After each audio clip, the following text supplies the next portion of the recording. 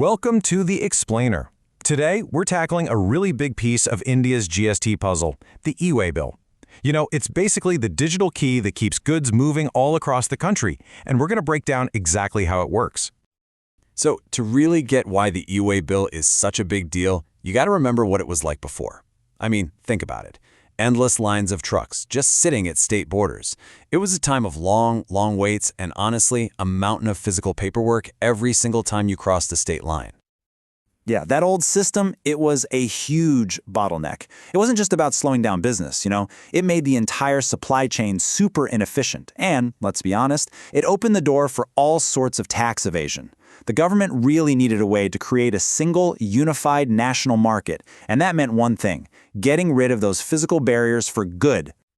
All right, so how do they do it? Let's get into the solution: the digital way bill. So, what exactly is an e-way bill? Well, the easiest way to think about it is like a digital passport for your goods. Before a shipment even thinks about leaving the warehouse, all its details get uploaded to the GST portal.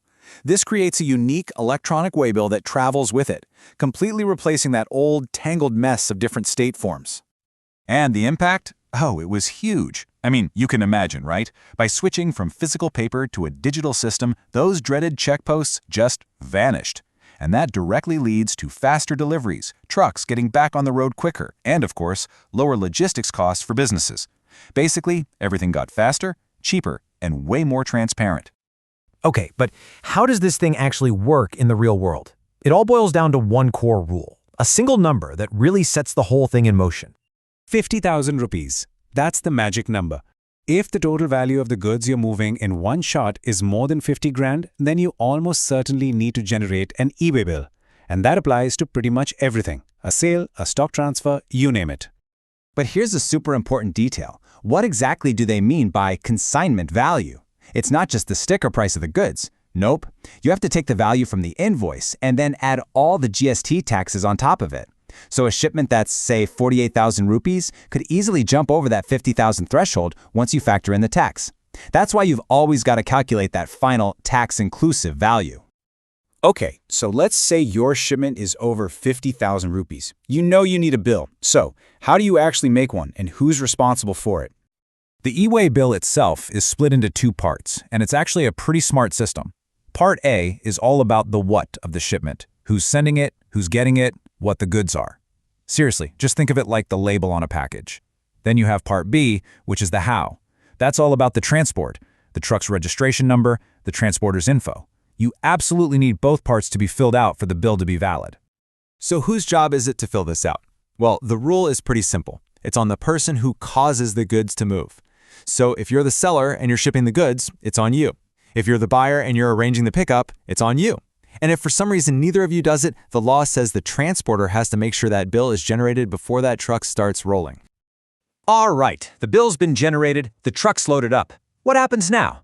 Let's talk about the rules of the road for the bill's journey. Right, so an e-way bill doesn't last forever. It actually has an expiration date, and it's tied directly to how far the goods have to go. For a standard trip up to 200 kilometers, the bill is good for 1 day. And for every extra 200 kilometers, or even just a part of it, you get another day. It's a neat way to make sure the journey gets done in a reasonable amount of time. But, what about real-world stuff? What if the truck breaks down, or the goods have to be moved to a different vehicle? This system is totally built for this. The transporter can just hop online and update Part B of the e-way bill with the new truck's number. This keeps that digital trail perfectly accurate without the hassle of making a whole new bill. And here is a really critical rule to remember. You can cancel an e-way bill, sure, but only within 24 hours and only if the goods haven't been shipped. The second a tax officer verifies that bill on the road, that option is gone. Poof. Once it's been checked, it's locked into the system. It's now an official part of that transit record. Okay, so we've spent a lot of time on when you need a bill, but are there times when you can just forget about it? And more importantly, what happens if you don't follow the rules?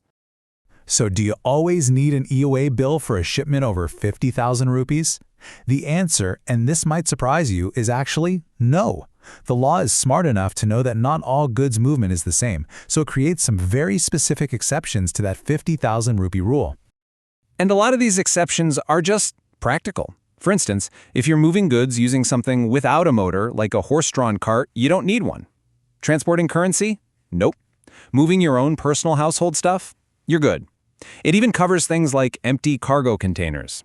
For all of these, the value doesn't matter. No e-way bill required. But that brings us to the flip side, a really critical part of the whole system: enforcement. The rules are pretty clear, so what happens to a business that decides not to play by them? Well, the penalty is actually built right into the digital system itself. It's a feature called blocking. If a business isn't keeping up with its GST filings, the portal can literally just switch off its ability to generate new e-way bills. No bills, no shipments. And this doesn't just happen out of the blue. The block gets triggered automatically for very specific reasons, like if you fail to file your GST returns for 2 tax periods in a row. Basically, the message is clear. If you're not handling your basic tax responsibilities, the system can put a temporary stop on your ability to move goods. It's a pretty powerful reason to stay compliant. So, when you step back and look at the whole picture, the e-way bill is so much more than just another digital form. It's the digital backbone that completely replaced those old physical checkposts, creating a faster, more unified, and way more transparent logistics network for the entire country. At the end of the day, it's a system that's really designed to reward efficiency and compliance. And that kind of leaves us with one final thought, right? In a world where logistics are going digital faster than ever, is your supply chain truly built to keep up?